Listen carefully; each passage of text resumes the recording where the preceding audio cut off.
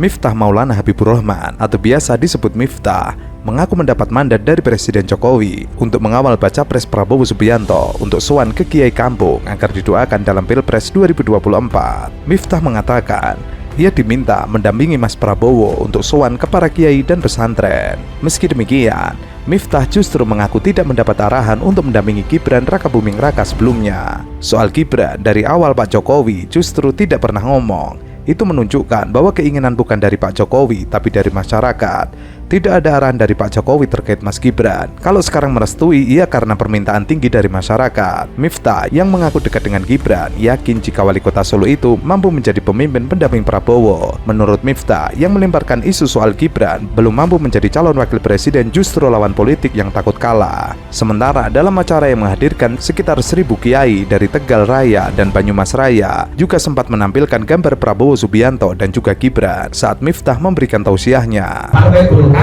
sebagai partai yang paling senior, dia harus membahagiakan rakyatnya. Setuju?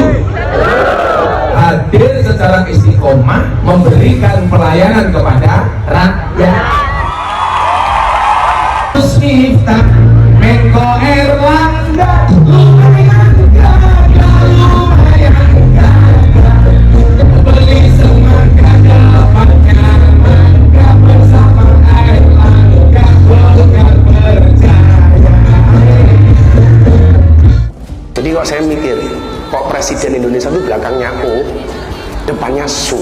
Saya berpikir, saya lebih suka manggil Pak Prabowo ini bukan Prabowo, tapi Subianto.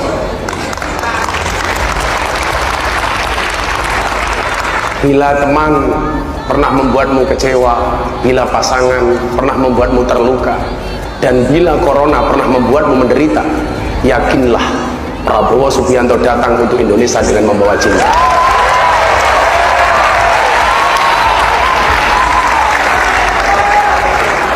Kita beruntung punya pemimpin seperti Pak Prabowo yang mengatakan apa? Hei, semua calon orang-orang terbaik, jangan saling menjelekkan. Pak Prabowo berpikir kemajuan Indonesia, tapi mereka berpikir tentang kejelekan Pak Prabowo.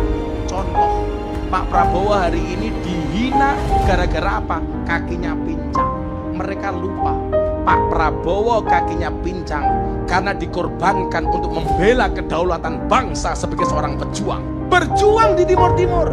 Dibilang lagi, masa calon presiden gak punya istri? Emangnya siapa yang mewajibkan punya istri? Justru hari ini kalau tidak hati-hati, banyak pejabat yang hancur gara-gara istri. Contohnya Ferdi Sambo. Istri itu bisa menjadi support system untuk suaminya, tapi kalau tidak hati-hati juga bisa menjadi penghancur untuk suaminya.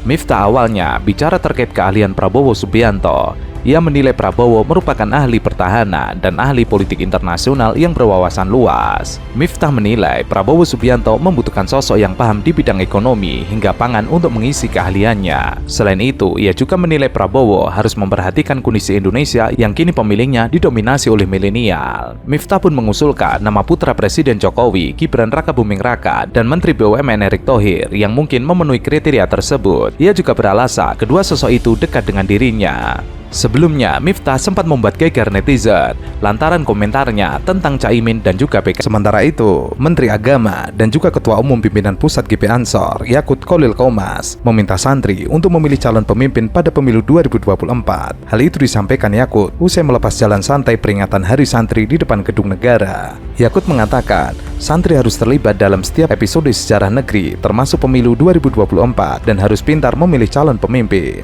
Santri diingatkan jangan pernah memilih pemimpin berdasarkan tampakan fisik. Begitupun santri tidak mudah percaya dengan janji manis calon pemimpin, namun terlebih dahulu mengecek rekam jejak calon pemimpin. Yakut menjelaskan, santri dapat melihat rekam jejak calon pemimpin di masa depan. Salah satunya tidak pernah menggunakan agama sebagai kuda tunggangan untuk sebuah kepentingan. Untuk itu, santri dapat memilih calon pemimpin yang serius. Setiap episode sejarah negeri, termasuk pemilu, itu pasti melibatkan santri. Nah, santri harus pinter-pinter karena ini kita memilih pemimpin. Saya harus mengulang kembali, santri jangan pernah mau memilih pemimpin, jangan sampai memilih pemimpin yang hanya didasarkan pada tampakan fisik saja. Tidak boleh juga santri itu memilih hanya karena janji-janji manis saja. Tetapi juga harus dicek dulu rekam jejak calon presiden, calon wakil presiden itu seperti apa. Ya, kalau mau rekam jejaknya baik, tidak pernah menggunakan agama sebagai kuda tunggangan untuk kepentingannya, ya silakan dipilih yang tidak begitu. Pilih pemimpin juga yang serius. Jadi lihat dulu nih pemimpin yang benar-benar serius mana, yang cengengesan ya janganlah, masa calon pemimpin cengengesan gitu. Jadi harus benar-benar orang yang memang siap betul memimpin negara ini, karena tantangan ke depan ini luar biasa. Seperti Presiden Jokowi sampaikan, ke depan bukannya lebih mudah, tetapi akan lebih menantang. Saya kira itu pesan saya kepada para santri. Santri dapat memilih pemimpin yang telah siap memimpin Indonesia untuk masa yang akan datang. Menurutnya, tantangan Indonesia ke depan bukan lebih mudah, namun lebih menantang. Sementara Ketua Umum PBNU Kiai Haji Yahya Khalil Stakuf menghimbau dan menyerukan kepada seluruh warga bangsa dan warga Nahdlatul Ulama untuk menyikapi pemilu dan pilpres dengan rasional. Artinya, memikirkan apa yang masuk akal bagi bangsa dan betul secara nyata. Ini bisa dilihat sebagai konsekuensi dari pilihan masing-masing.